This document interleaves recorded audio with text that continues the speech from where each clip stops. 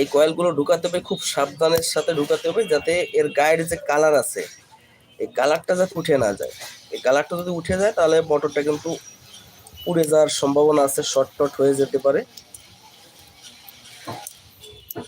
অনেকে বলে যে বার্নিশ করলে ঠিক হবে, বার্নিশ করলে কিন্তু ভাই ঠিক হয় না, এটা ভুল ধারণা।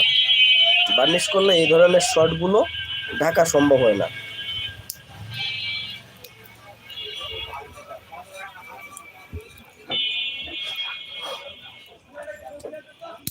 আমি কিন্তু এই জন্য আমি সম্পূর্ণ লাইভেই কিন্তু আমি এই কাজটা করতেছি।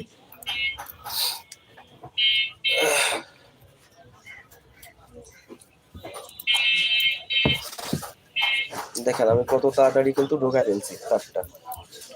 এরপরে যদি সঠিক নিয়মে আপনি ঢুকাতে পারেন খুব সহজেই ঢুকে যাবে কয়েলটা।